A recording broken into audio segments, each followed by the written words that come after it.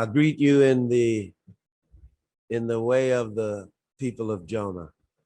The sky is not big enough to hold the suffering of our people, and it could never be big enough to hold my love for you.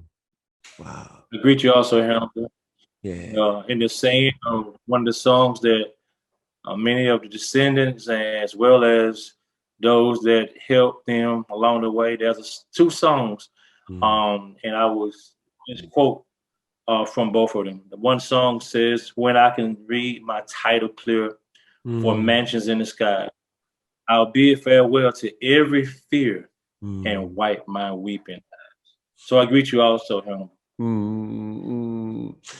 The governor of Louisiana shot a beautiful flare up into the air of freedom by making it a state holiday, making Juneteenth a state holiday.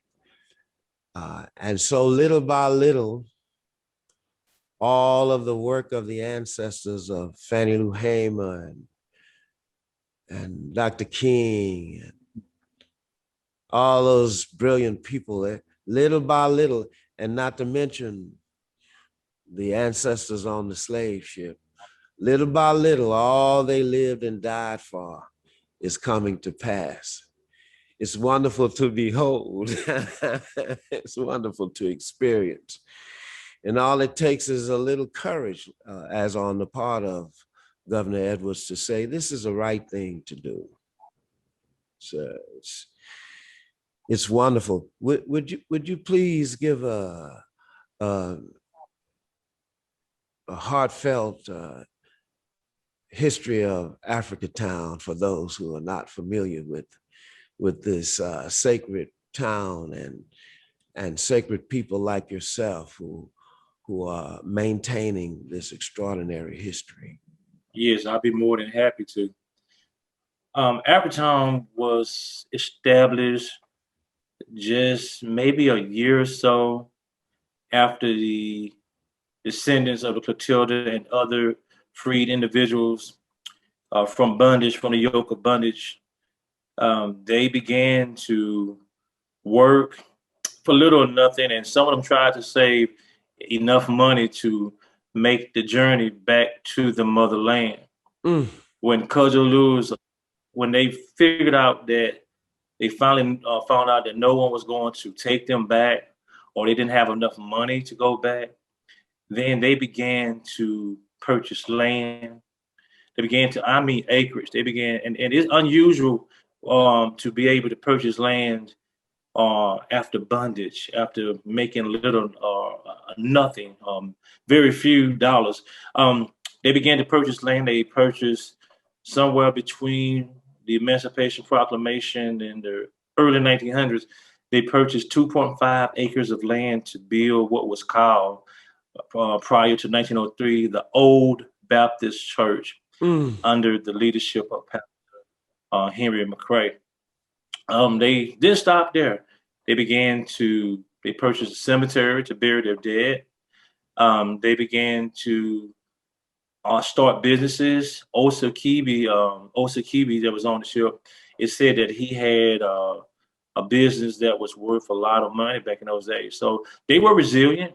They did not stop. They was farmers. Some were craftsmen. Prior to being brought up here, Kosala Lewis was being initiated into his tribal army as a young warrior, and so they were very resilient once they found out they could not didn't have enough resources to charter a ship back to the motherland, and so they made the best of America. They made the best of America, and they started AfricaTown. And so it's an honor um, to be one that I have benefited.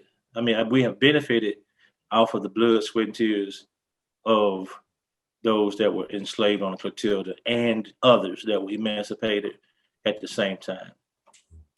Back to Emancipation Proclamation, when Colonel Granger hit the shores on Galveston, about 13 miles south of where I grew up in Texas City. At that point, that on record, there were 250,000 people of Jonah that had been enslaved. And I've been thinking about that a lot. How much wealth could be generated from 250,000 people working day in, day out for the intestines of hogs, to having only the intestines of hogs and hog maws and hog head cheese, these kinds of things, to see how much you think about how much could be generated, how much wealth could be generated, how much building could be done by over 250,000 people working for virtually nothing. But at any rate, your being the captain of the Union Missionary Baptist Church, the church that ancestors on the Catilda left for us, really gives me great joy and pleasure knowing that you know the unimaginable, immeasurable value of such an extraordinary place. I often think of it, and I often give thanks that one as open and as wise as yourself are in that position.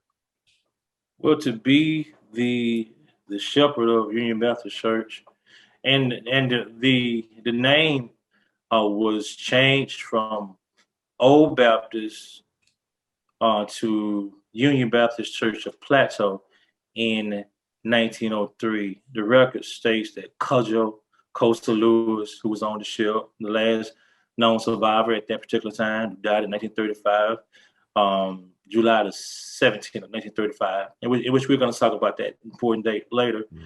But him and Reverend Polly Allen, who was on the Clotilda, as well as a gentleman by the name of Nick Caffey, they were entrusted to go down to the Mobile Probate Court and officially acquire 2.5 acres of land, along with 3 freedmen from the historic church, which is about 215 years old, Stone Street Baptist Church.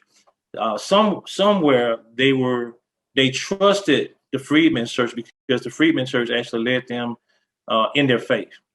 And after walking through the brushes, maybe the marshland, maybe their Sunday best was getting dirty, I'm not sure. But they walked about 2 miles just to go to church. And then eventually they record tell us that they began to go a little closer to a church, maybe a mile away or less than a mile. And so long story short, I'm entrusted with this history. And it's just like I'm still finding out more and more history. I'm finding the relationship between the freedmen's, those that were actually emancipated at the same time, Kosala and Polly Allen and Goompa, Peter Lee, Aunt Zuma. At that time, she was 100 years old, around 1916, and we found that record at the Amistad. So I'm so gracious for the Amistad Research Center to have information that tells us more about Cudjoe. It's Cudjoe, Kosala, and Aunt Zuma in 1916. She was 100. Cudjoe Lewis was 1975, which they gave an interview. So there's much history and so many records out there that we're piecing together. And that's why I am walking very slow.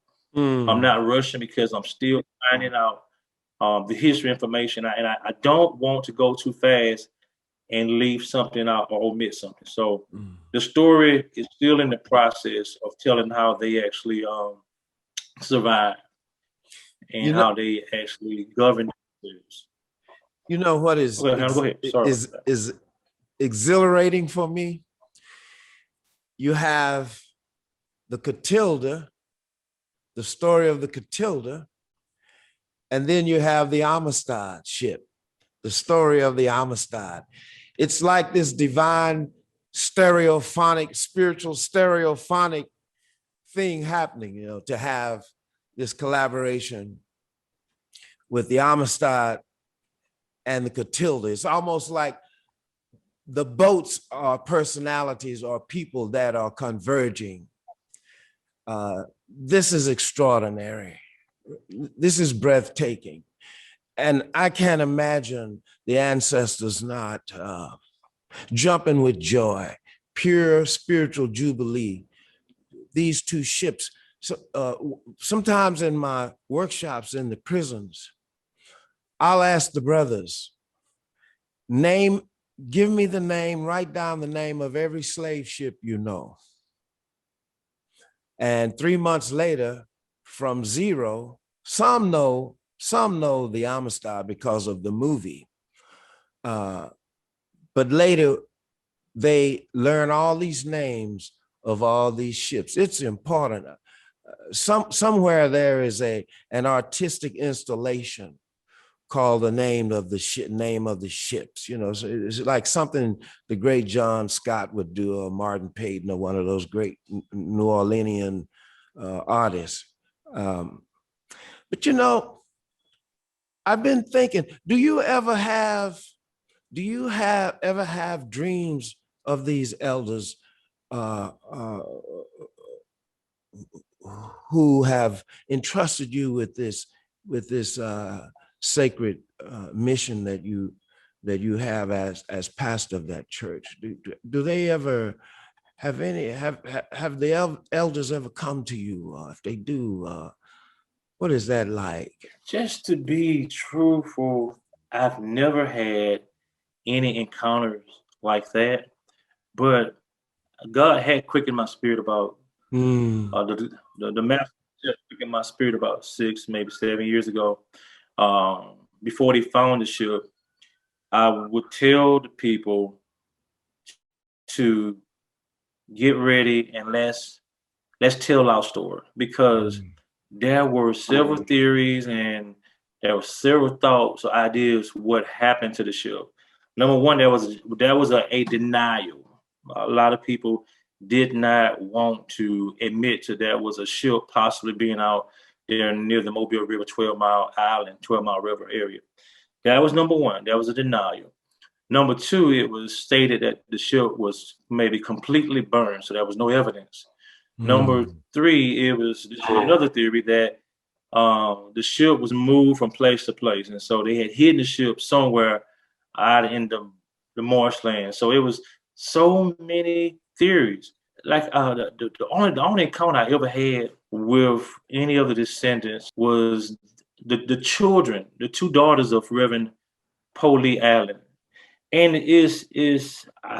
I'm kind of sad that we actually were around two daughters, Mama Eva Jones and Miss Beko. They were two sisters. They died. One died in 1992 and one died in 1991. They lived, one lived almost to 100, and the other one, Miss Beko, was like 92 or 93. But we had the privilege of actually taking her home after church on the church vans, walking them to the doors. And so we had that opportunity to be around two daughters. But to say I had a vision or I was ever around first generations, I can't say that. But the history was shared with us by Mama Eva and many of the other descendants, their children, grandchildren. They tried their best to share the story. So this has been a long time coming. There's always been hopes. There have been laws that have been brought into place. There have been people to fight for our community, such as the late attorney Michael Figures, and who fought for the justice of the lynching of Michael Donalds in the early 80s, happened in Mobile. And so we'd had people that always to fight. The late Mary John Smith of Pritchard, Alabama. They would bring dignitary and ambassadors to AfricaTown in the 80s and 90s. And so there have always been hope. People have always tried to share this story. And just to say it's coming to pass, there's nothing that I've done. Everything has been passed down by those that came before me. And so to be entrusted to be entrusted with the history, it's an awesome responsibility. Awesome responsibility. It's in your body, it seems. It's in your eyes. I saw it in your eyes the first time I saw you. The divine truth lies for me within the eyes. And when I looked into your eyes, I could tell that you are the kind of brother that I would go into battle with, the kind of brother that whatever I had was yours, whatever you had was mine, because of the importance of the work that we're doing. I wrote a piece about my great grandfather entitled, "Can You Hear God Crying?" My great grandfather was born in Liberia and was shipped over with his mother and younger brother.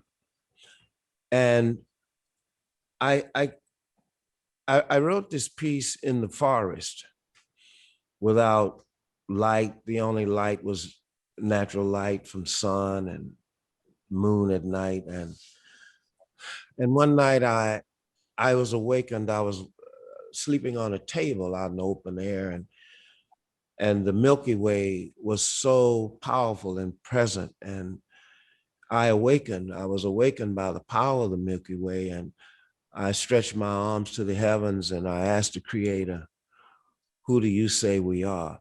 The piece is about the relationship of the Creator and my great grandfather, Silas.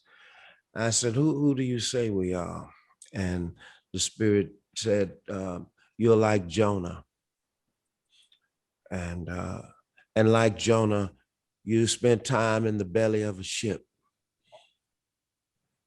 And the only difference between the ship of Jonah and the ship of your people is that his were followed by seagulls and yours were followed by sharks."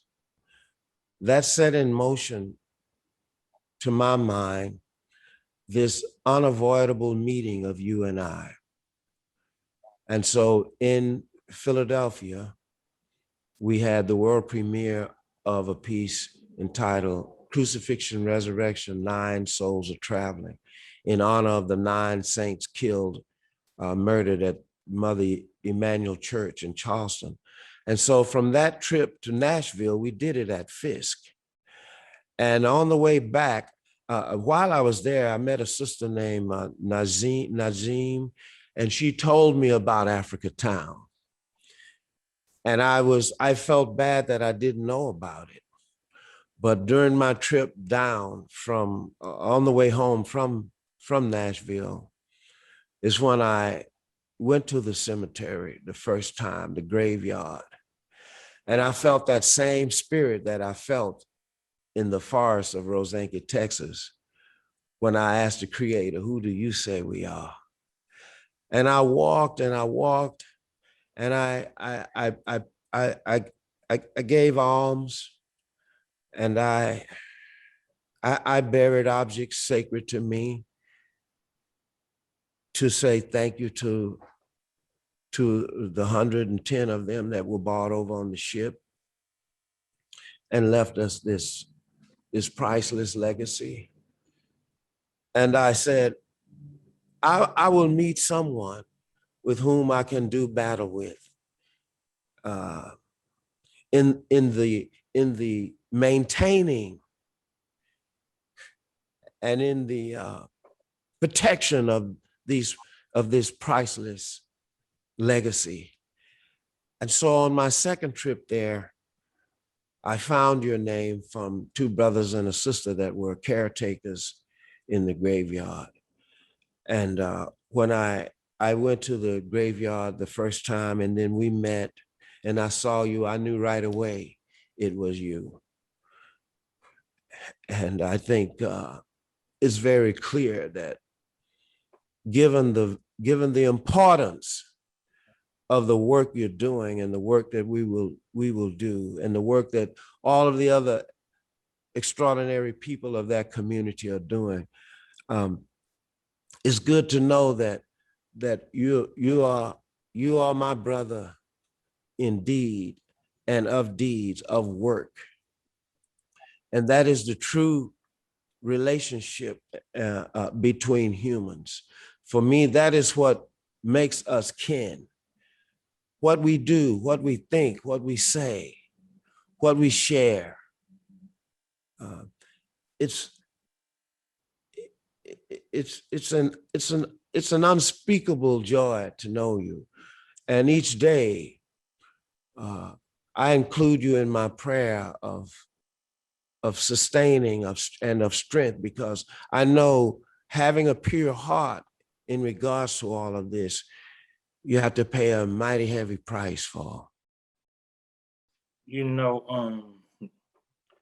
when I met you, Hannibal, and Reverend, one of the ministers said, was it okay for you to have my number? And I told him, yes, my number is a public number, you know. And so, but when I actually heard your voice and we had the opportunity to communicate, I knew that you were sincere. I knew that the work that you was doing, and I had researched and seen all the wonderful work that you had done, but I knew that you was not a carpetbagger. I knew you wasn't coming to sell a product or to take away from the community. I know you wanted to impart back into the community and back into what you was doing, and the collaboration of what the Amistad and you and AfricaTown having the opportunity to do together. And so I could look in your eyes when I had left. That was supposed to be, hey, we'll see you next time. When I left to come back to my brother's house, when I saw you in the cemetery walking again, like almost an hour and a half later, you still walking out there playing your trumpet, playing for the ancestors. I said, wow.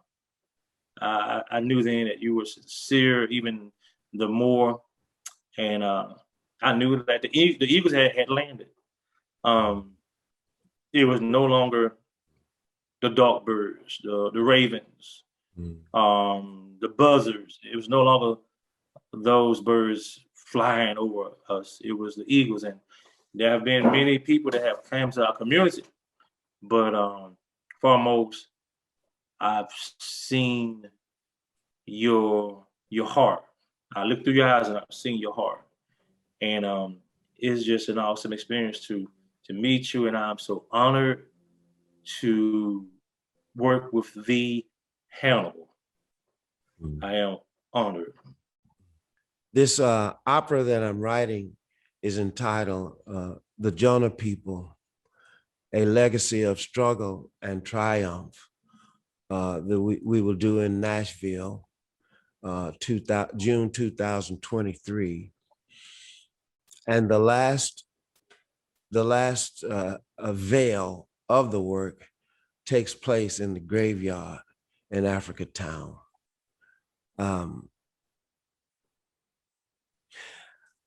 I'm chomping at the bit for July 17th, when I come down and the other musicians come down and we play this composition, Crucifixion, Resurrection, 9 Souls of Traveling, written in honor of the 9 saints slain at Mother Emmanuel.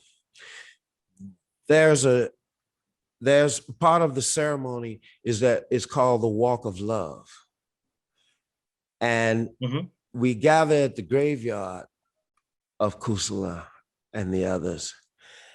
And we have this is a small example of the banners, but these banners, and this is an image of Reverend Pinckney.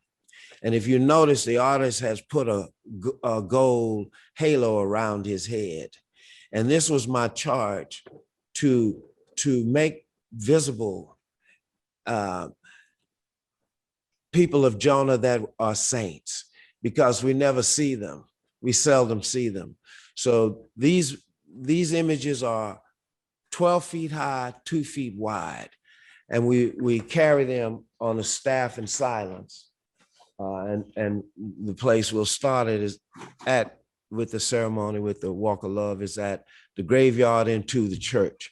And when we walk with these powerful images that Brother Steve Prince has made, it's extraordinary what happens. And people of the community like yourself, who have devoted themselves to the well-being of the community, will have the honor of carrying them. So, brother, I can't wait till the tones of my trumpet fall upon your heart and your ears, and the other extraordinary people in AfricaTown, and upon the bones of the ancestors as well. I'm just, as we get ready, I believe we come to a close in a moment, but as we look at the 9 that were killed in South Carolina, who gave their lives, so they're considered as martyrs, you know. But there were the big 9 from AfricaTown also. If you think about it, the connection, there were the big 9 that stayed together and to help to establish the church. So we think about the 9 souls of South Carolina, and the 9 souls who worked so hard to give us this bright future. And not only them, you know, I can't leave out the others that they was mixed in with that helped to establish the communities as well as the churches. Because at one time, the community is quoted to me that there was over 10,000 people that lived in AfricaTown at one time. There was about 9 to 10 stores in AfricaTown. We had at our church alone, at one time we had 1,000 members, and so you think about a church even in the mid 1900s, in which they were so resilient that the 1961 Missionary Baptist Church Convention was held at Union Baptist Church of Plateau, Incorporated. And that's the name of the church today. As of 1955, the incorporation, the church was listed it's listed as Union Baptist Church of Plateau, Alabama, Incorporated. And so with this being said, they were resilient. And I can't wait for you to share your music. We are anticipating, we're getting support. We're working on support. We are getting support from the local and state officials. And so it's going to be a grand celebration on July the 17th of this year. Yes, July the 17th this year. It's going to be a grand celebration. And in doing this, we will establish what the Creator has given to be done. And that is to establish on the day, July 17th, each year, that the spirit of Brother Kusala left his body, that we celebrate and we establish that day in AfricaTown, in that graveyard, with ceremonies from descendants who came by the boat, who in Mexico, who are in Boston, who are in Jamaica, who are in Peru, who are in countries all over the world, so that we can come and celebrate and establish that place as our holy ground, as our dome of the rock, as our wailing wall. Because to my mind, there has been no experience like the experience that our people endured and encountered in the belly of a wooden ship, in the womb of a wooden ship. So the people of Jonah, or the members of the tribe of Jonah, are born of 3 wombs: the womb of the Creator, the womb of a mother, and the womb of that ship. The womb of that ship changed the world. the womb of that ship produced people who created music and words that showed nations the true face of heaven. So there's so the work continues, and it's glorious work. It's glorious work. It's work worth shedding your blood for, as they shed their blood. It's so wonderful, brother. I give thanks. I give thanks. I give such thanks for the legacy and for those willing to maintain the legacy. Sister Sarah Collins, the only survivor of the Birmingham church bombing, will be in AfricaTown, will be in Mobile on the 16th as well, right? That's correct. The city is they're ready to receive Ms. Collins, and as well as those others that will be traveling with you and that will be sharing with us and expressing your love to the community. It's going to be a historic day for us to just hear and to see a living testimony of being the only survivor of that dreadful day of the 16th Street Baptist Church of Birmingham bombing. We are ready.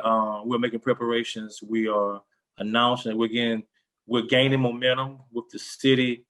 The Mayor of Mobile, Mayor Sandy Stimpson, is ready to sit down and to meet with us. They're giving us a venue for that particular day, and so it's going to be an awesome experience when, as you have written your piece, the love is everything, and how this is bridging our ethnic backgrounds together, just to come to the table and to listen to what Sarah Collins Rudolph went through. And so this is going to be a historic day just to sit down and to see, because I'll be honest, Juneteenth has really never been celebrated in Mobile. Knowing the story of Sarah Collins Rudolph has been shared, and many people don't know that there was a fifth child that survived. And it's just going to be great to sit down. And then as for Mobile is having a great festival next week on the 19th. They're bringing in musicians. They're bringing in Brazilian and Cuban dancers. That's going to be in AfricaTown.